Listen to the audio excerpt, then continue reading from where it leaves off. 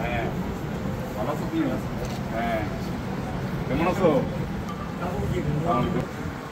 আসসালামু আলাইকুম। তোমার খবর কি বাবা? ভালো আছো? আসসালামু আলাইকুম।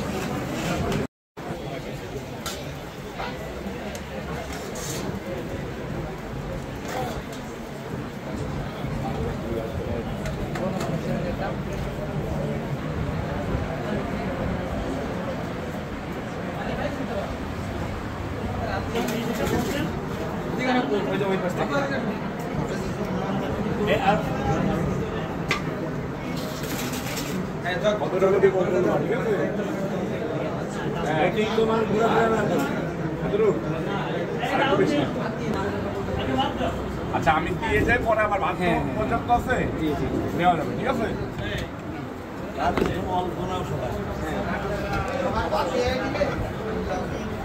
এই মাংসগুলো দিয়ে দাও।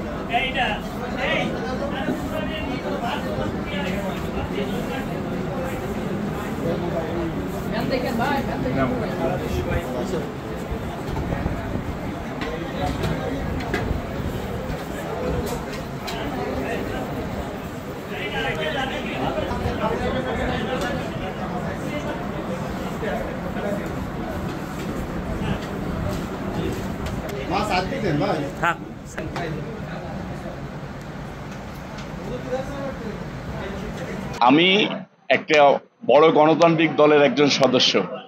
এটা মাগুরা 2 আসনের অন্তর্গত আরপাড়া ইউনিয়নে আরপাড়া বাজারের পাশেই একটা মাদ্রাসা এতিমখানা। এখান থেকে হাজার হাজার এতিম শিশু বাচ্চা হাফেজ হয়ে বের হয়েছে। এখানে নির্মাণ কাজ চলতেছে। আমি এখানে বিএনপির ভারপ্রাপ্ত চেয়ারম্যান জনাব তারেক রহমান সাহেবের পক্ষ থেকে 100 বস্তা সিমেন্ট দিতে এসেছি। আগের দিন আসার পরে আমার কাছে মনে হয়েছে যে আমাদের প্রিয় নেত্রী দেশনেত্রী বেগম খালেদা জিয়া আমাদেরকে যেটা শিক্ষা দিয়েছেন যে সবসময় এতিমদেরকে প্রাধান্য দিয়ে, শিশু বাচ্চাদেরকে প্রাধান্য দিয়ে চলার জন্য, আমরা সেটা ধারাবাহিকতায় আজকে খাবারের আয়োজন করেছিলাম। এখানে বিভিন্ন প্রকার মাংস, বিভিন্ন প্রকার মাছ, ডিম, মিষ্টি, দই, কোমল পানীয় সবকিছুর আয়োজন হয়েছে। আমরা এদেশের খাবার দাবার খেয়েছি।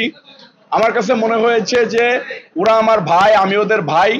বিএনপির ভারপ্রাপ্ত চেয়ারম্যান জনাব তারেক রহমান সাহেব এইটাই চাই যে মানুষের সাথে মিশে গিয়ে মানুষের মনের ভাষা বোঝার জন্য, মানুষের মনকে বাংলাদেশের পক্ষে লড়াই করার জন্য, বাংলাদেশের পক্ষে দেশকে গড়ার একটা স্বপ্ন দেখানোর জন্য, দেশকে গড়ার জন্য একটা সুন্দর পরিবেশ তৈরি করার জন্য। তাই এই হাফেজদের সাথে আজকে খাবার খেয়েছি। আমার কাছে অত্যন্ত ভালো লেগেছে। আমার কাছে মনে হয়েছে যে আমি মনে হয় এই বছরের সেরা খাবারটা আজকে খেলাম, এরকম মনে হয়েছে। আমি এদের জন্য দোয়া করি যে এরা যেন অনেক বড় হয়, এবং বিএনপির ভারপ্রাপ্ত চেয়ারম্যান জনাব তারেক রহমান সাহেব এবং দেশনেত্রী বেগম খালেদা জিয়ার জন্য এদের কাছে দোয়া চেয়েছি। ওরা দেশনেত্রী বেগম খালেদা জিয়া এবং বিএনপির ভারপ্রাপ্ত চেয়ারম্যান এবং দেশের সকল মানুষের জন্য দোয়া করেছেন। মানে বিশেষভাবে মাগুরা 2 আসনের সকল মানুষের জন্য এরা দোয়া করেছেন। আল্লাহ পাক রব্বুল আলামিন এদের সকলের দোয়া কবুল করে নিন, আমিন। আজকে আমরা খুব তৃপ্তি সহকারে খেয়েছি। ডিম, ডাউল, গোশ, মাছ, ভাত, দই, মিষ্টি, সাথে পানি। আমাদেরকে খাইয়েছে, তাকে আল্লাহ নেক হায়াত দারাজ করুন, তার মনের আশা পূরণ করুন। আজকে আমি পেট ভরে খাইছি, যিনি খাইছে আল্লাহ তারা হায়াত দান করুন। আমি মোহাম্মদ হাফিজুর রহমান, অত্র মাদ্রাসার প্রতিষ্ঠাতা এবং প্রতিষ্ঠাতা লগ্ন থেকে এখানে আসি। এই জন্যে আমি এক পর্যন্ত দেখি নাই কোনো নেতা এসে এতিম দুস্থ ছেলেদের সঙ্গে বসে খানা খায় এবং পরিবেশন করে এবং এত উন্নত মানের খানা দেয় আমার জীবনে কোনো দেখিনি। এই জন্যই মাদ্রাসার সাথে সাথে মাদ্রাসার বহুত আর্থিক সংগঠন আর্থিক সাহায্য করতেছে। এই জন্য আমি দোয়া করি যে আল্লাহ যেন তারা নেক হায়াত দারাজ করে এবং সুষ্ঠুভাবে দেশ পরিচালনা করার তৌফিক দান করে। আমরা তার সাথে আছি ইনশাআল্লাহ। আমি মোহাম্মদ আনিস রহমান মিল্টন, সাবেক আহ্বায়ক শালিক উপজেলা বিএনপি।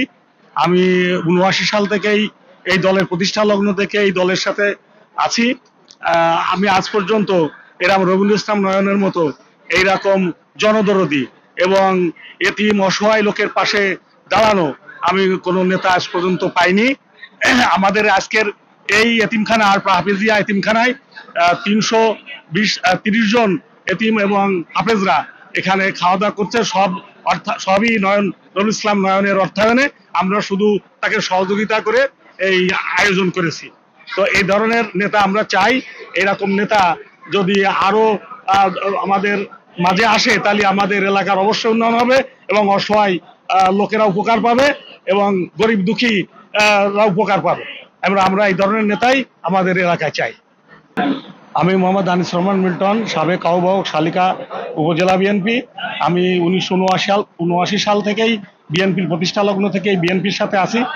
আমি আজ পর্যন্ত এরকম মোহাম্মদ রবিউল ইসলাম নয়নের মতো এরকম জনদরদি এবং গরিব অসহায় মানুষের পাশে, এতিমদের পাশে দাঁড়ানো আমি নেতা পাইনি।